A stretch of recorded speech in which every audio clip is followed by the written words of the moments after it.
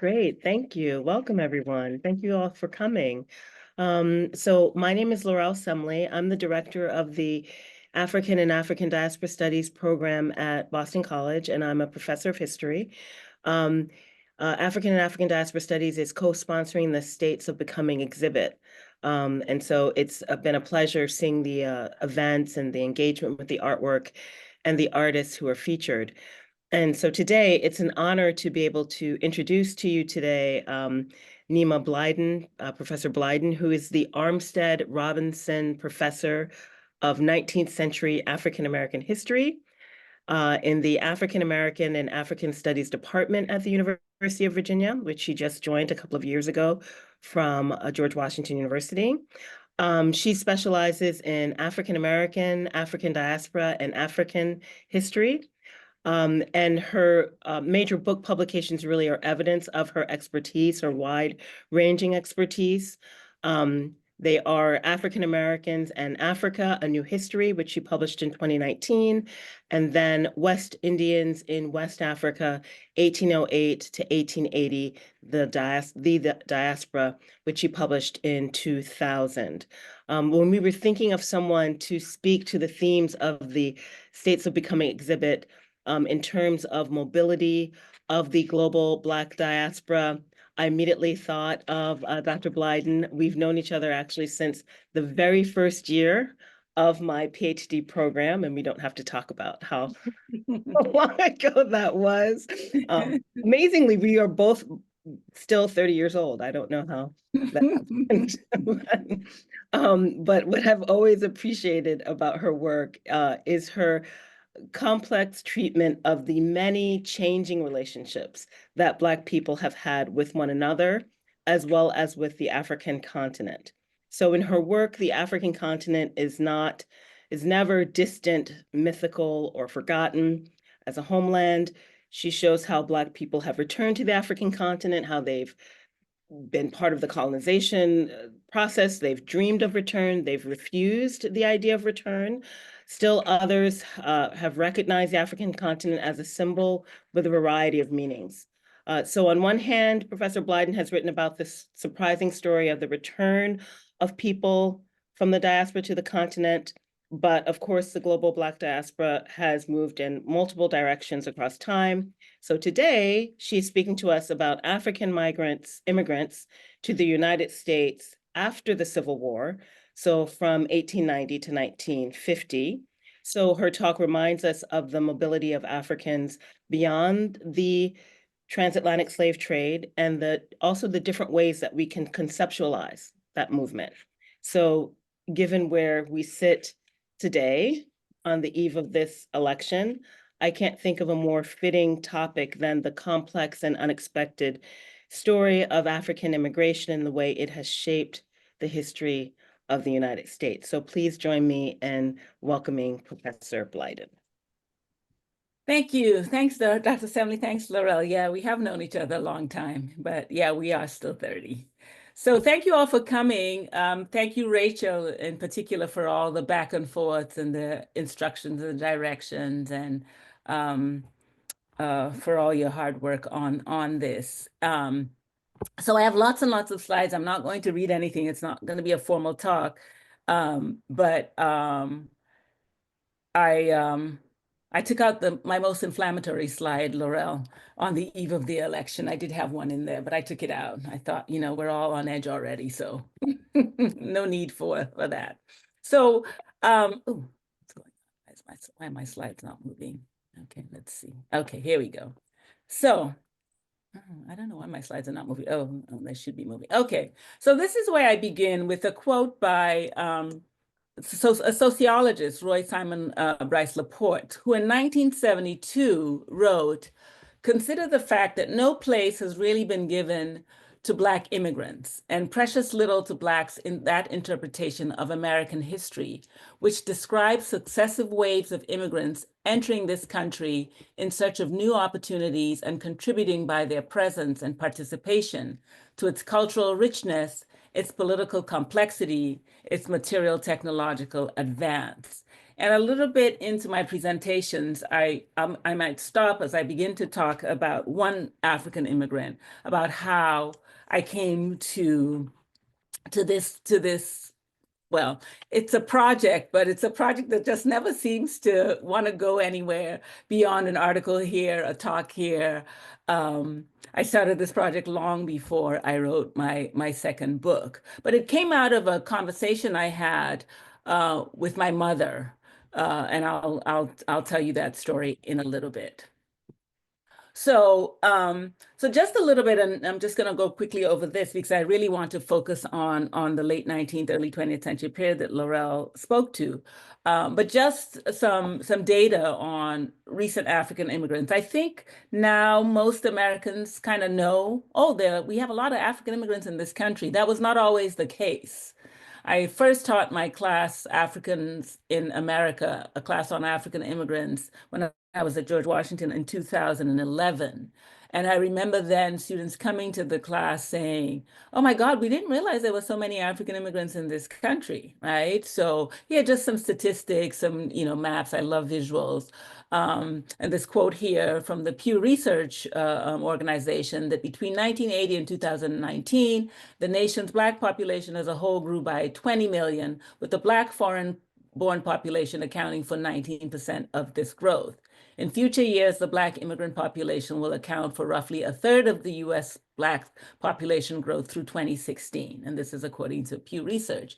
And then you see some, graphs there. Roughly 1 in 5 Black people in the US are immigrants or children of Black immigrants. Black immigrant population climbs to 4.6 million. So this is not just African immigrants, but Black immigrants in general. More specifically, I have some data here on African immigrants. And you see the one on the left there says they represent the largest share of recent Black immigrant arrivals in the US. This was in 2019. We have some graphs there showing the places from which they're coming, from which Black immigrants are coming, African immigrants specifically. Number of Black immigrants from Africa living in the US more than tripled from 2000 to 2019. So we see this rapid, what appears to be a rapid growth of African immigrants. And so there has been this growing attention, right, to African immigrants in the United States. And some of it quite inflammatory, I should say, but with potential for creating divisions. Let me put it, I think that's the nicest way that I can put it. So that in February 21, 2005, and I've sort of been tracking African immigrants since the early 2000s, not with any particular idea to write anything, but here's an article from 2005, the New York Times headline, which proclaimed that more Africans entered the US than in days of slavery. Black migration, both slave and free, in February 2005 said twice as many sub-Saharan Africans, about 1 million, have migrated to the United States in the last 30 years as during the entire era of the transatlantic slave trade, right? This idea that, right? We can, sort of think about what these headlines are meant to imply. And I remember thinking that when I saw it. And so you have this more recent migration to the United States, which has really happened since the 1960s, right? In the last 50 years or so. With the Hart-Celler Immigration Bill of 1965, you see a change in the size, the composition, and the demographic profile of the immigrant population in the United States in general. But this was an act that liberalized liberalized American immigration laws by removing national origin restrictions that resulted in an increase in non-European immigrants. So this is the moment when we begin to see smaller numbers of Africans coming to the United States, remembering that 1965, comes in the days after the independence of African countries, right? Most African countries were independent. So there's really not in post-Hart-Celler a wave of African immigrants coming to the United States. I think Africans are, happy about their newly independent countries, are interested in staying and contributing, right, to these new nations. So we don't really see an increase in the growth in, the numbers of African immigrants coming to the United States until the 1980s and 1990s. And this has to do with sort of structural adjustment programs, World Bank, IMF, structural adjustment programs. So it's really in the 80s and 1990s and into the 2000s that we talk about this real growth. And so some of these graphs can sort of show you that those numbers as they go up, right, of how the numbers of African immigrants continue to grow beginning in the 1980s to the over 2 million number that we see get cited in the late 2000s. This is a number for 2019, right? So 65 is sort of opens up the doors, but we don't really see huge numbers until the 1980s. So here's again some graphs of that. 1960, there were about 35,000 African-born immigrants in the United States. Right. And now, as I just said, we're in the 2.5, maybe even 3 million number, right? And I'll get to this in a little bit, but I've been sort of talking about African immigrants, right? Because in this post-1965 period, most people who look at an African presence, a presence of continental Africans in the United States that we might call immigrants, really pay attention to this recent period, right? So on a basic level, if you ask most African Americans, most Americans, about African immigrants, they'll say, oh yeah, it's a recent phenomenon. It's really maybe in the last 10, 15. Some might even say in the last 5 years, right, when it seemed like attention began to be paid to Black immigrants. Here are just some statistics from the 2000 census, where there's a relatively small African-born population, in contrast to a larger US population, African immigrant populations. I think this still remains true, sort of almost equally divided between male and female. The median age is about 37. Another statistics you see, and I also find that problematic and a bit inflammatory, another statistics you're likely to see about African immigrants is, African immigrants are the most highly educated immigrant group in the United States, right? So these are statistics that you'll find, Migration Policy Institute, Pew Research, right? That they earn more than African Americans. They're a highly, educated population. So this is something that you're likely to see. And I often wonder why such an attention, because those are educational credentials. Those sociologists and geographers who study African immigrants have argued don't really translate, right? So the fact that they're so highly educated, that doesn't mean that their incomes reflect that.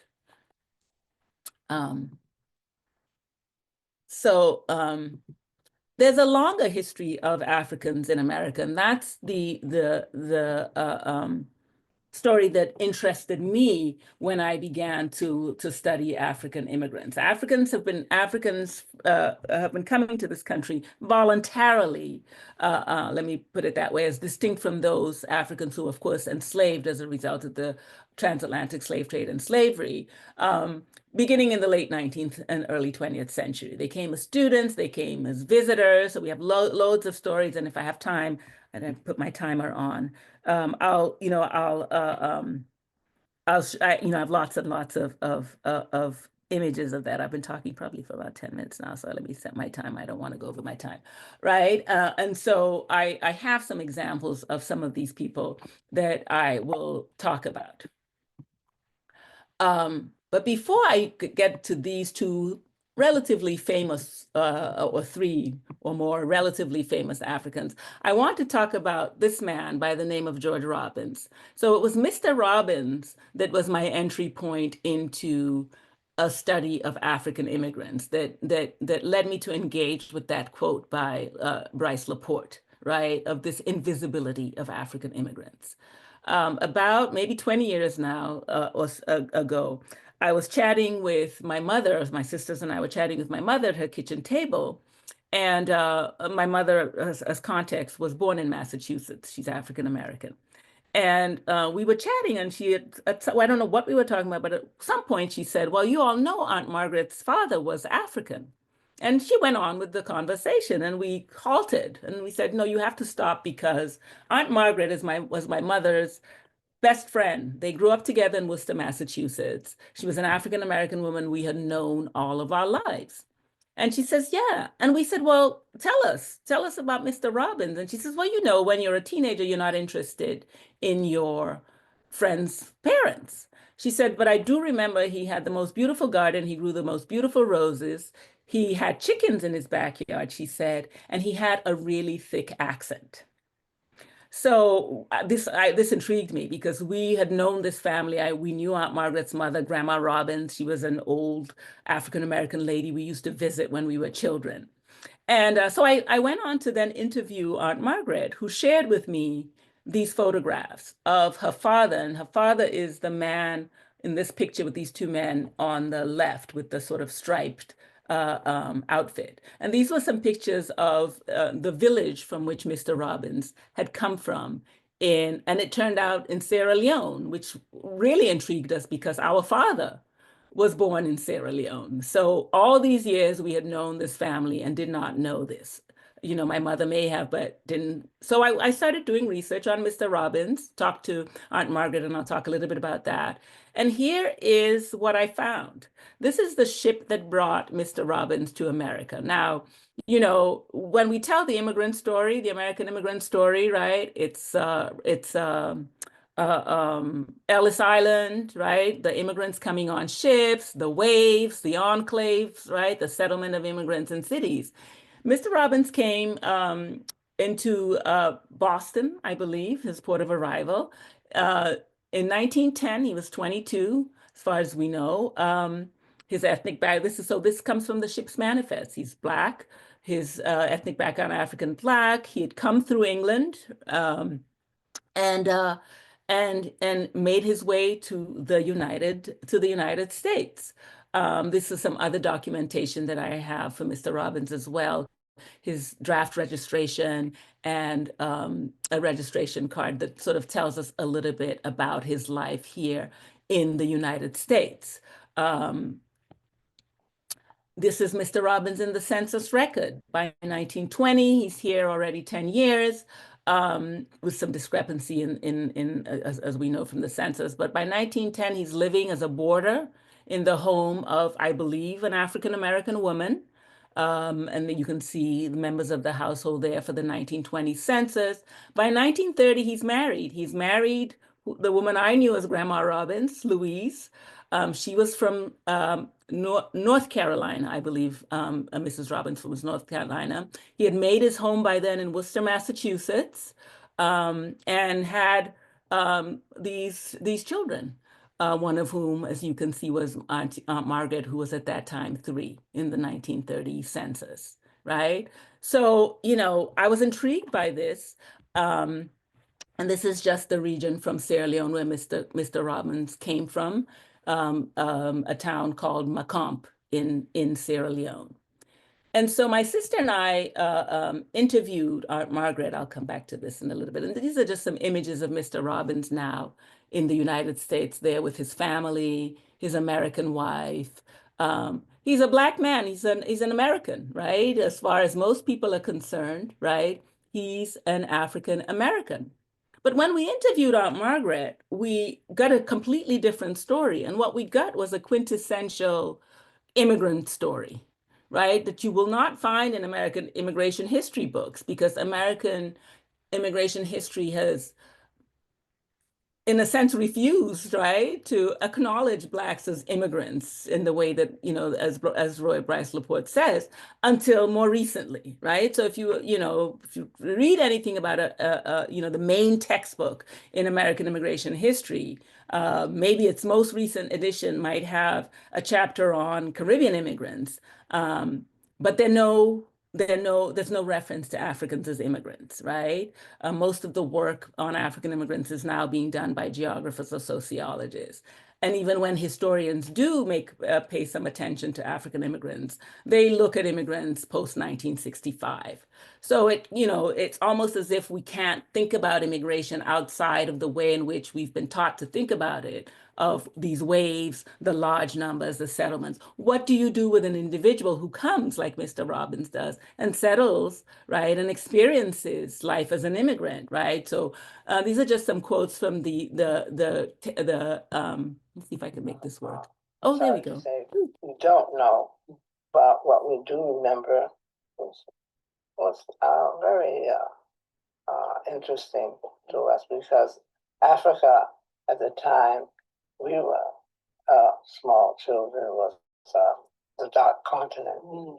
And the only things that we knew about it were natives climbing up trees and blowing cars and Tarzan and things like that.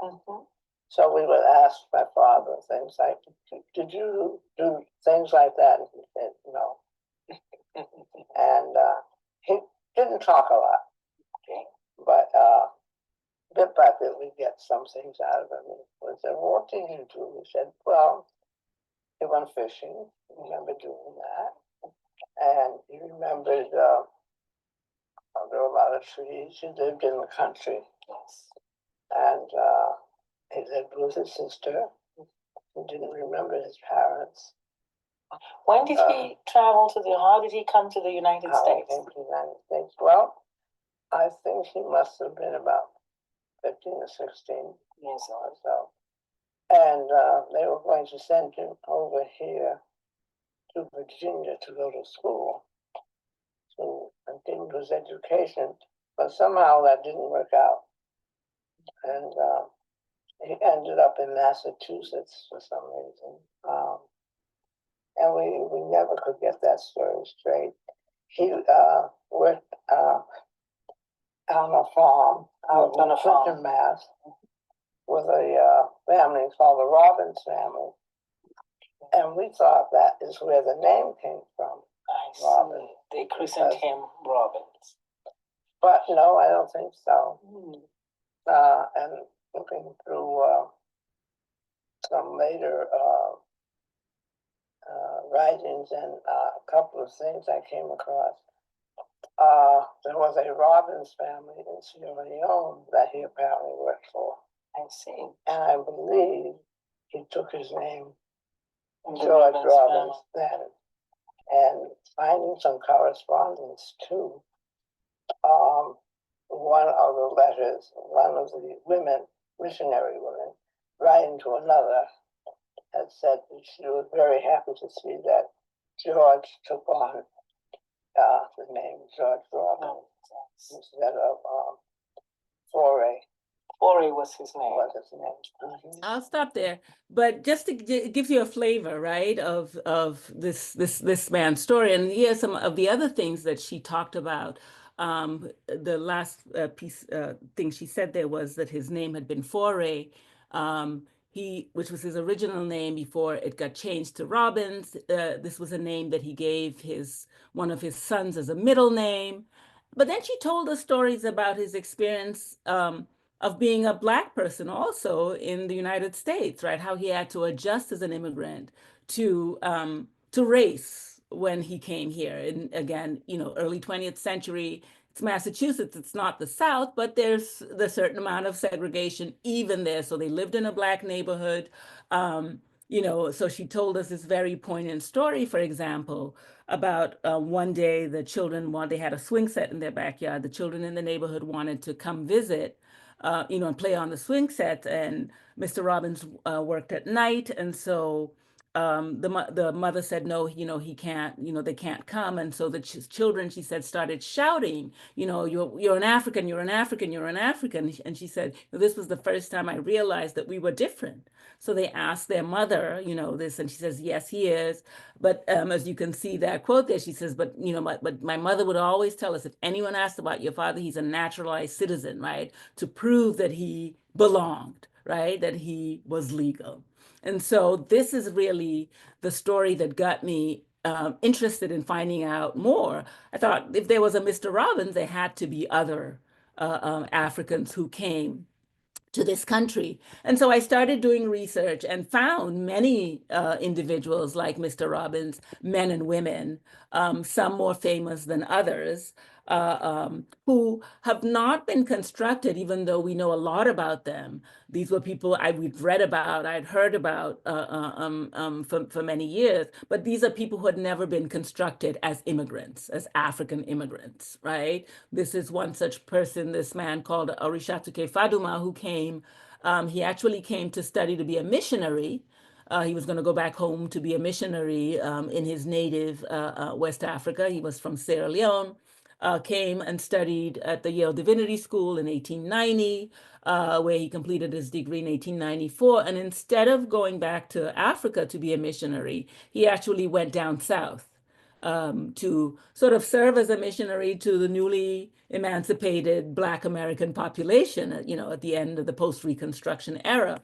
So he married a Black American woman, Henrietta Adams from Georgia, and then taught for many years in a school in North Carolina. So he indeed became a missionary, but lived out his whole life here in the United States. He returned back to Sierra Leone for a year in 1913, where he actually started a school and he visited his mother, but then came right back and lived out his days in the United States as an immigrant till he died, I believe, in 1946. Another sort of famous African that most people know about, I grew up listening to stories about James Aggrey as a Pan-Africanist, someone who had influenced somebody like Kwame Nkrumah and Nnamdi Azikiwe to come and study as students in the United States in the 1940s. But he himself had come to the United States as a student in the late 19th century, studied at a historically Black college in Livingston in North Carolina, and then stayed there to teach, married a Black woman from Virginia, and then lived out, again, his whole life in the United States as an immigrant. He died fairly young.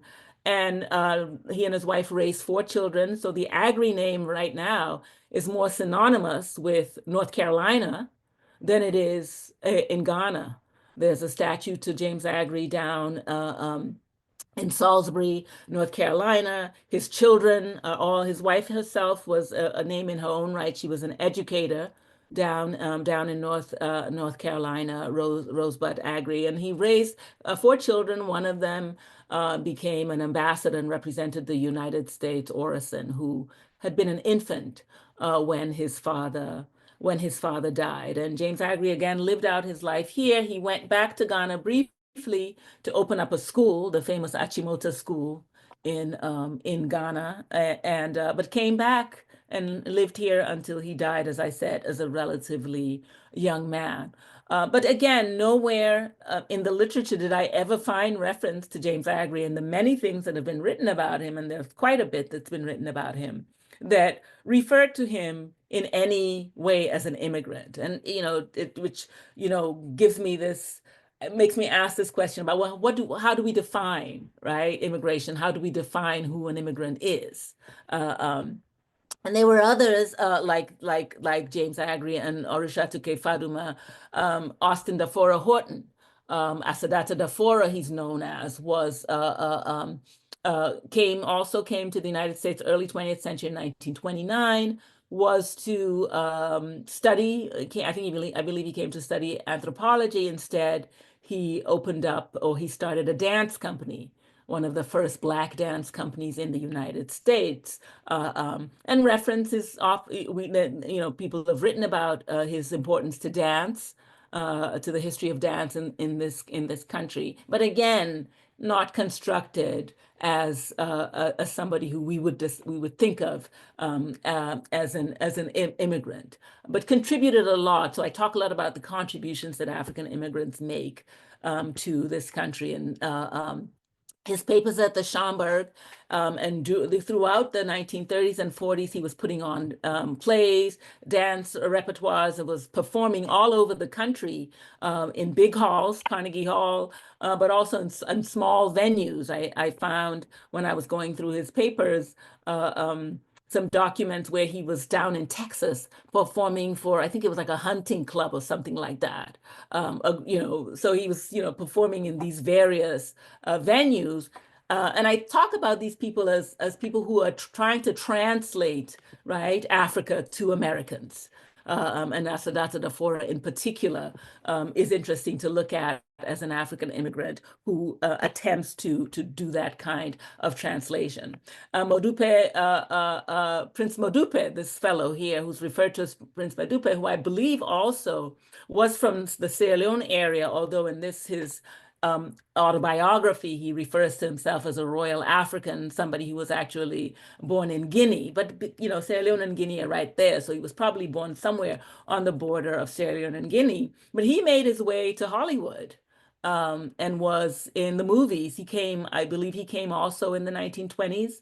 And by the 1930s, 1940s, had made his way to Hollywood and was in movies. Obviously, we can imagine the kinds of roles that he took or was cast in.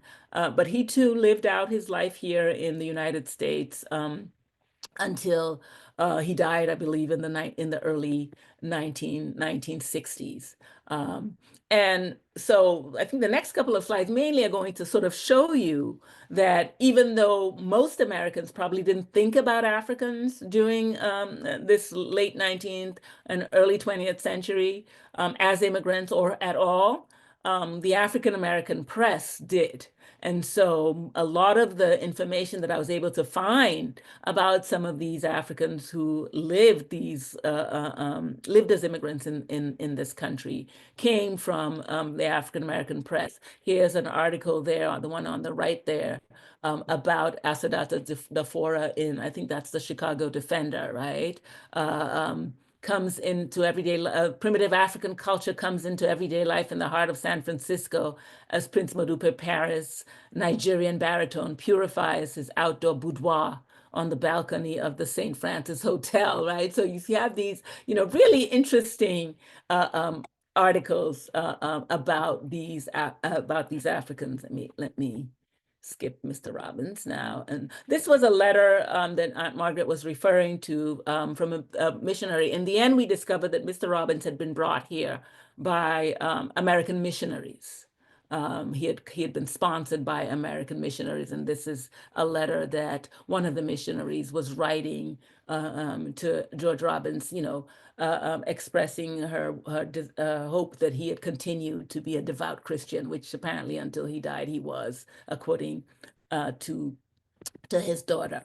But that I also to think about these African immigrants, I asked the question, well, what was their relationship, a natural question, with African Americans, right? Obviously, in this period, the late 19th and early 20th century, when African immigrants came to the United States, they were forced to, unlike sort of contemporary African immigrants who sort of live all over, right, in the United States, were often forced to live among African Americans, right? They were welcomed by African Americans. They married African Americans, as we see in the example of Mr. Robbins and Agri and Faduma. And so I wanted to look at this sort of myth of misunderstanding, conflict, tension, right? And so I suppose this is kind of also what led me into the project, which became my second book, right, that looked at African Americans and their engagement with the continent itself. And as part of that story, of course, I talk about the relationship between African Americans and Africans. And, I found lots of examples of places where there was cooperation, right? Understanding, love, obviously. This is an early, this is a 1915 letter that Booker T. Washington, a year before he dies, writes to the Washington Post in the wake of a 1950 bill, an alien bill that had been passed, which negatively impacted Black immigrants. And he's writing here appealing, he says, to the American Congress and to the people of the United States in favor of fair play and justice in connection with the immigration bill. And he goes on to talk about it being unjust, unreasonable, and unnecessary, and talks about the Black immigrants, the African immigrants,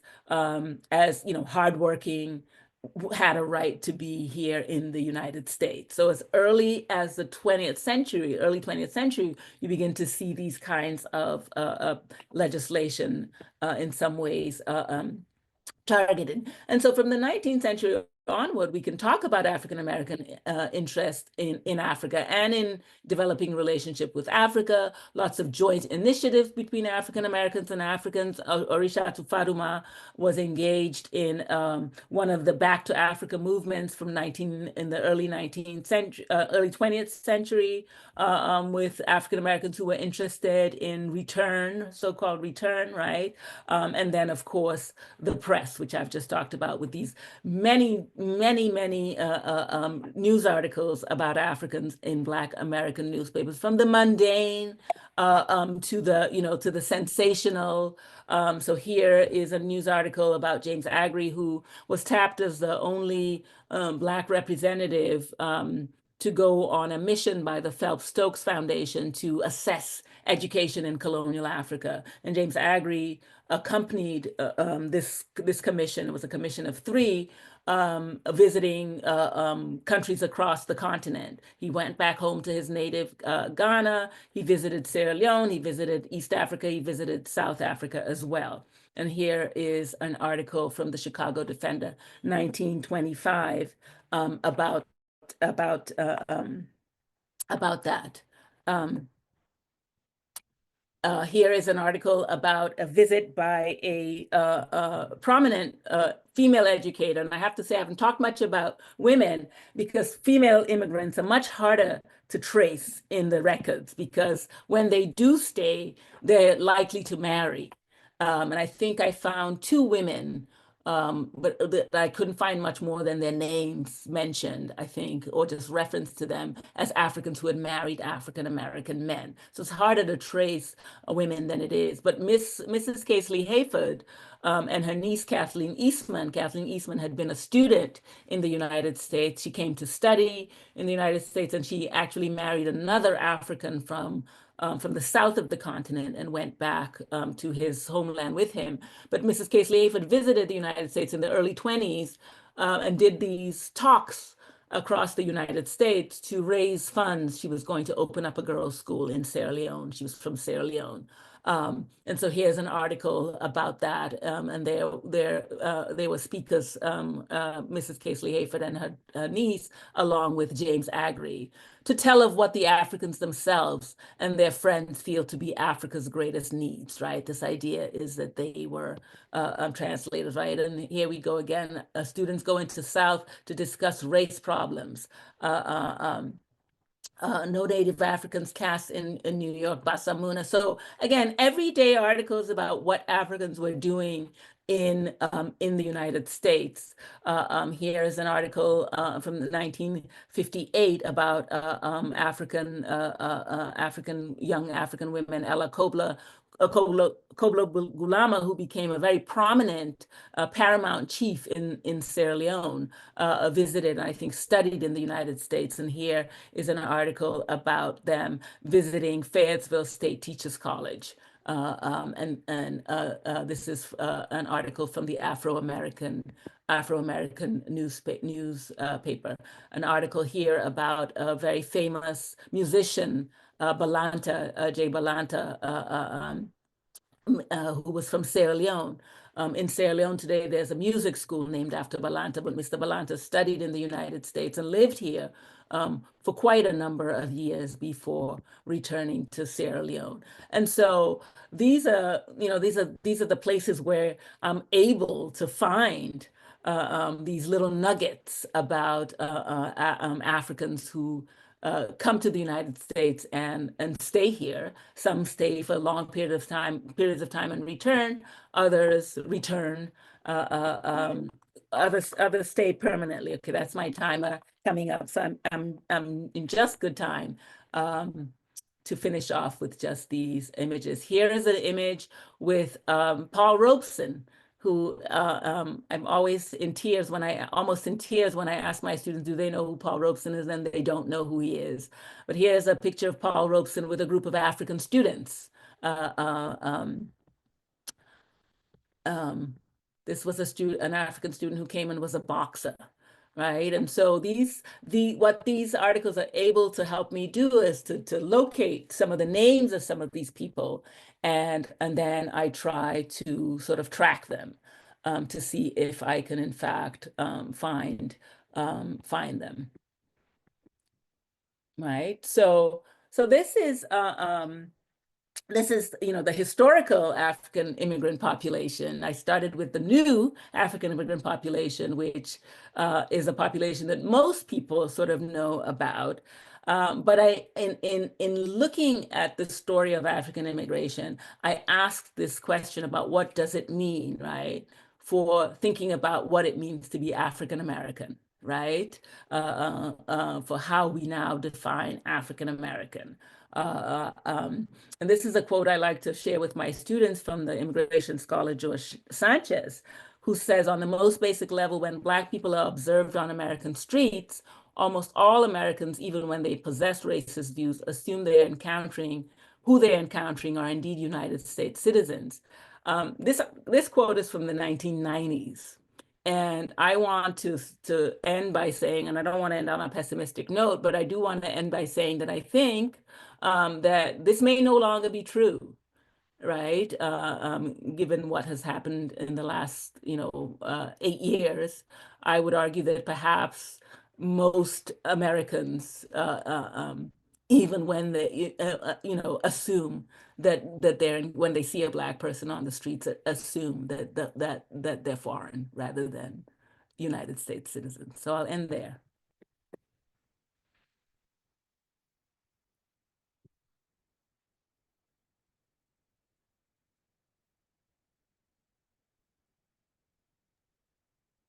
Thank you so much, Dr. Blyden. Oh, Stop share in case. Well, I'll stop share. I can pull it up again if anybody wants to see any slide. thank you. Thank you so much for this fabulous talk. So I want to open this up to questions. Folks can either put their question in the chat box, or they're welcome to simply unmute themselves.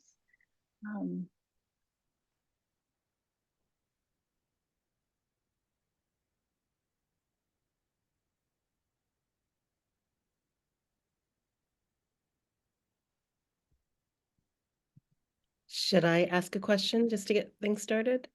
Sure, that would be lovely. Where you ended, which I thought was very interesting.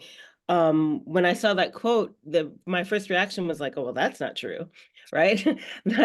And then it was interesting that you said it was a quote from the 1990s. And because you're focusing very much on African immigrants to the United States, certainly you're thinking about this in conjunction with African as well as people from the Caribbean coming to the United States, right? So when you think about this idea of Blackness as being foreign, right? Because I think that's what the sort of idea that you're going with here. Well, I'm thinking of two things, sort of maybe. Do you think that these articles which construct this idea of more people coming in the past few years and became, during the transatlantic slave trade, do you think that contributes to it? What are the things that contribute to this idea of Blackness being foreign, or you have that on one side, and then you have this other aspect where Blackness also can't be seen. I guess being an immigrant is a way of becoming American. So that's also a way in which Blackness cannot be made American. So do you think of those things as part of the same process? And that's, really very interesting because, to some degree, Blackness has always been seen as foreign, right? And so what I talk about in my book, my African Americans in African book, right, is this notion that in some ways, right, African Americans have for 400 years, right, trying to prove that they belong. And their engagement with Africa, right, is in many ways tied to the fact that they've been made, some people's engagement with Africa is because they've been made to believe that they don't belong, right? And Africa was a place that they looked to, right? So I talk about moments when the African American gaze looks to Africa, right? So it's in a sense, this is a, Blackness is not belonging it has a long history outside of immigrants, right? But the flip side of that is for the late 19th century period that I'm looking at, outside of something like that early 20th century legislation, there's a great amount of fluidity that African immigrants or Black immigrants have in being able to come into this country.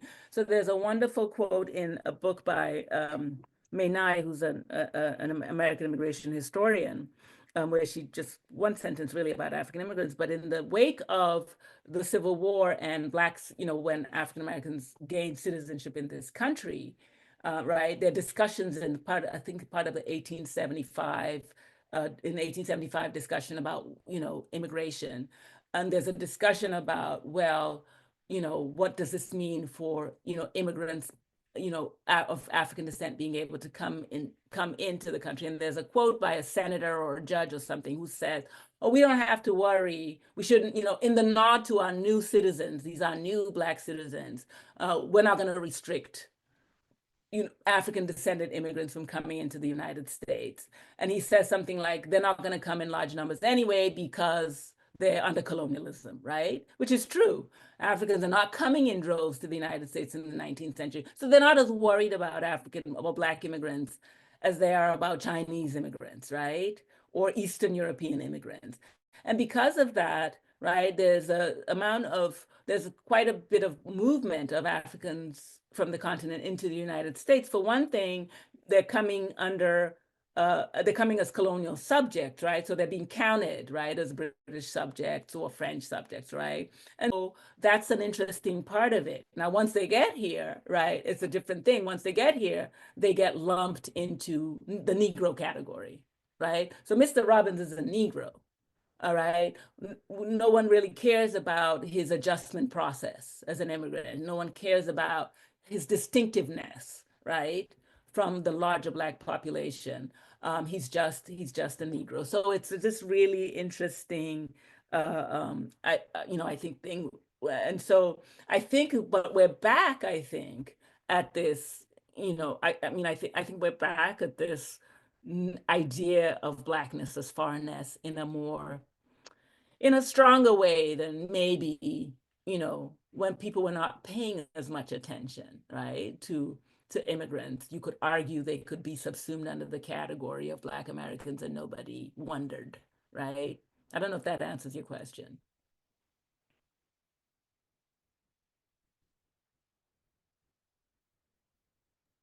Oh, Martin, you have. And I see Yeah. Dr. Summers. Yeah, go ahead. Yeah. Thank you, Anima, for this great talk. And I actually wanted to follow up on this, but from the other angle, because this is one of the things I was thinking. I was really intrigued by one of your early slides that said something like 500,000 African immigrants have come into South Florida, and I was thinking, well, how is that going to change the politics of that state? Which led me to this larger question about how the immigrants that you're looking at in the late 19th century and the early 20th century are thinking about their own relationship to the U.S., to the nation state itself, right? I mean, because Robbins becomes naturalized citizen, I would imagine others do not, and they actually are happy to kind of think about themselves or continue to lay claim to being a British subject because, and they may be able to kind of take advantage of that in some ways, as opposed to just being a stateless, a person or kind of a non-citizen in the U.S. And so from the other angle, I guess it's the flip side of that. on the one hand, you're saying the senators are they're not concerned about, these Africans coming in because they are colonial subjects. But from the immigrants' perspective themselves, how are they thinking about, again, their relationship to the U.S.? Are they kind of, are you finding that they are attempting to become citizens? Are they happy to remain just French and British subjects? So I haven't found, in the way I've found Mr. Robbins' data, I have not found, that the data for any of those other, but I'm assuming all of them were married to American women. And so I'm assuming that they became naturalized. Because all of them, lived here, raised families here, and really did not go back. So that's my assumption. And in their behavior, in the ways they tried to integrate themselves into the communities. So James Agri, for example, pastored 2 Black American churches down there in Salisbury, right? He worked with local Black American farmers down there, right? So I'm assuming, Faduma, of course, worked, in Troy, North Carolina, worked in this, this was an educator for Black children. So I'm assuming that they did, but I don't know what their immigration status was. But these people I've examined, right now, the ones maybe who come temporarily, same thing for Asadata Dafora. He marries an African woman, and his dance company was really interesting and fascinating because he put on these productions and he hired African students or Africans who were living in the United States, but he also hired Black Americans. So many of us know Esther Roll from Good Times. She was one of the dancers in Asadata Dafora's company for a short period of time, right? So, and these were, Black Americans playing African roles, right? They were playing the roles of Africans in his productions, right? So they very much, all of these, at least ones that I've examined, very much were interested in making themselves comfortable, right, in the Black communities in which they operated and they lived, right, and that they engaged with. Now, there might have been, others who came maybe for short-term period, students, right, who I would argue, my dad always used to tell stories about being a student at Lincoln University in the 1940s. And when it was time to go out on the town on a Saturday, all the African students would whip out all of their, their African clothes, their garb, right? Knowing or believing it would make them seem distinct, right, to a white racist American community that they were going on in. But he always ended that story by saying, right, but when they tried to rent rooms in the boarding houses in the town, they got the door slammed in their faces, just like the Black Americans did, right? So yeah, so we have those kinds of stories of those who, and perhaps those were people who came short term, right, intending that this was not going to be their permanent, which, comes back to this issue of how I've been thinking about what it means to be an immigrant and immigration, right? Because we're so used to thinking of immigration in the way that American immigration history has showed us, right? With the waves, the Ellis Island, the enclaves, right? That we can't find that because the numbers are so small. There's no African immigrant enclave in 1890 South Carolina, right? There's no, African immigrant enclave in Worcester, Massachusetts in early 20th century, right? So I've been thinking through it as a sort of an immigrant experience, right? So that when Aunt Margaret says, and I think I had that on that slide, right, that, when we gave our father anything for his birthday, he had a steamer trunk that he would put it in for when he was going to go back home, right? That desire, that idea that, oh, when I come as an immigrant, right, it's only temporary, right? But he never, of course, he never goes. And he lives out his life here, right? So for me, the notion of an immigrant experience is a way that I try to get at the lives of these Africans who I'm trying to construct as immigrants, because the traditional immigration story is not going to let me find them or let me see them as such, because they're just subsumed under that category of being Black or Negro at that time, right? I don't know if that answered your question, Martin.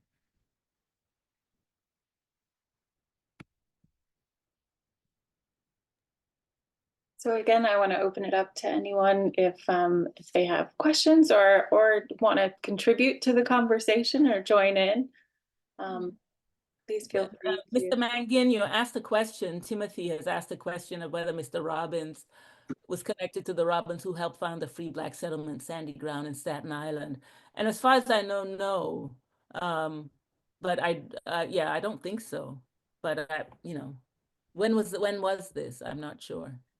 I think it was founded in 1833. No, we wouldn't have been. Yeah. Let's see. And there were several families who were part of it, and it was the first free black settlement in the U.S. I mean, in New York City. Okay. No, I wouldn't think so. Thank Okay. you. Thank you. Anyone else?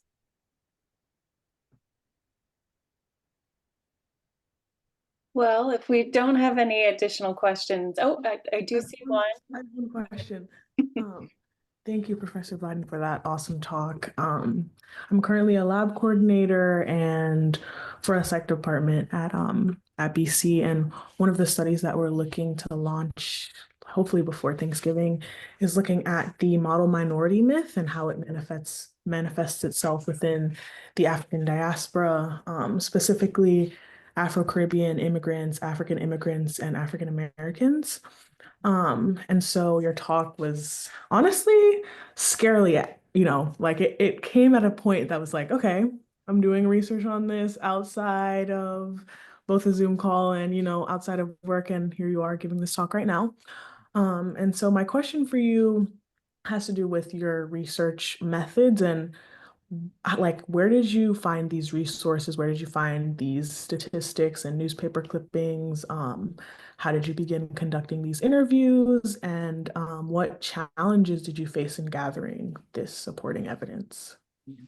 So I'm a historian, so most of my work is archival research. And so for the period that I'm studying, really the most helpful source for finding African immigrants has really been, well, the census records, right? So Ancestry.com has been my friend, the census records, but the newspapers, right? Because the newspapers have been great in providing names, right, of people then that I can then try to trace. So one person I didn't talk about, and I can't believe I don't have that slide here because I always talk about it when I do this talk, is in the 1920s, there was a man who was Marcus Garvey's right-hand man in the UNIA. His name was George Mark. And he had been a person who had been in the Garvey movement in Sierra Leone, before he came to the United States, and then he emigrated to the United States, rose up in the ranks of the UNIA. And there's this wonderful picture, actually, if you've probably seen it online. There's a picture of Marcus Garvey with two men. One has an all-white suit on, and then the other one has a suit on. And the other man, not the one in the white suit, is George Mark. And George Mark comes, later on, he falls out with Garvey, and he sues Garvey for back pay. But he doesn't return to Sierra Leone, but moves to Brooklyn, where he lives out his life and he dies, right? So census records of, but really newspaper articles, because then they allow me to be able to find these people. College, I did some research in the archives of Hampton College many years ago. So college archives, because many of these people went to HBCUs. So I was able to find some African immigrants in the records of Hampton. I haven't, and Howard a little bit. The yearbooks, like I went through the yearbooks for some HBCUs and found people that way.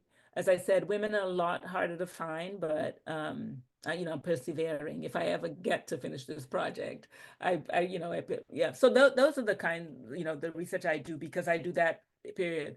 I've tried also to sort of bring it up to the period after 1965. So I've been able to then also talk to people who maybe are still alive who have been here. So I had a family friend of the Fitzjohn family, and she had moved here and lived until she died here. But she and her husband had moved to the United States in the 1950s and in the 60s. Her husband was a diplomat. And as a matter of fact, her husband's story is the story we tell for why Maryland eventually desegregated its restaurants, because he was a diplomat and he was traveling through Maryland. They stopped at a restaurant and they wouldn't serve him. And it became a big political thing. Kennedy got involved, the senator of Maryland got involved, and eventually Maryland, abolished that practice, right, of not serving people of African descent. So she had lived in the United States since 1960. So I've been able to talk to people who've been here since that period of time. I'm not as interested in sort of more contemporary African immigrants, because I think a lot of people are doing work on that. Geographers, as I said, sociologists are doing work on more contemporary immigrants. I wanted to try and tell a story of African immigration in an earlier period. Thank you. Yes, Mr. Mangan. You touched on this a little bit earlier, and since you were just talking about some of the contemporary Africans, I was wondering how they self-identified. Was there a change or a growth in how African immigrants self-identified here in the States as Black or African American? Was there reticence to identify as African American, or how many generations did it take before there was a shift? I think it differed, for some. So for example, I talk about the Agri. Agri is very proud of his African heritage, and he passed that on to his children. So his children, even though they're very much American children, every interview that was done with Rudolph Agri or his sisters, who also became sort of prominent educators, they talked about their African father, but they were African American, and they also took great pride in that. Right. So I think for those, we can talk about sort of more contemporary immigrants and that ways in which people identify themselves in different ways. But I think for these early people that I'm looking at, right, they talked about their African heritage because they were often called upon, right, as representatives of Africa. Agri was always being invited to go give talks about Africa, right? Assata Dafour in his work was trying to represent Africa in particular ways to an American audience, right? But I think in their daily lives, their major interaction was in the Black community with African Americans. And so my sense is that, again, it was, context, right? Mm-hmm. So we And also just have a question in the chat from Florence that says, thank you so much, Dr. Blyden, for this talk. I have a follow-up question about archives, particularly when it comes to the women you mentioned, and that they get a little harder to find when they get married. Just curious about how you look at the role of speculation when you come up on these types of challenges, especially in a scholarly field where archives as evidence are connected to rigor. So I am a historian. So, the archival evidence is, quite important to me. And so I do, but I was, like Laurel, I think you were trained as an African historian, right? I was trained as an African historian, where in African history, we were trained to do a certain amount of speculation, right? We are dealing with communities whose history has largely been written about by outsiders, right? So to get at African perspectives, we often have to go through European voices, right? Or, to get at those voices. So there's a certain amount of speculation as historians we always do, right? Particularly when you're studying marginalized population. But I don't do, I'm not sure if you're asking, I don't do the speculative, what's it called? Is it not fiction, but speculative, Martin? Confabulation. Critical fabulation. I don't do. I try to tell, women's stories. So, for example, I wrote a whole article on women in Liberia, and it was about one woman, but I couldn't tell her story because I didn't have enough by her to tell her full story except her letter. So I told her story through telling the story of other women in Liberia, right? So I use the archival evidence in that way, but I don't create lives for people whose lives I can't get at through the archives in that way, if that's what you're asking. I think that is a that is a type of critical fabric to get at that person's story through the other person's lives. That's a way of thinking of it, definitely. Yeah, it is. Which, you know, and we've always done that as African historians, right? That's just something we've been trained in.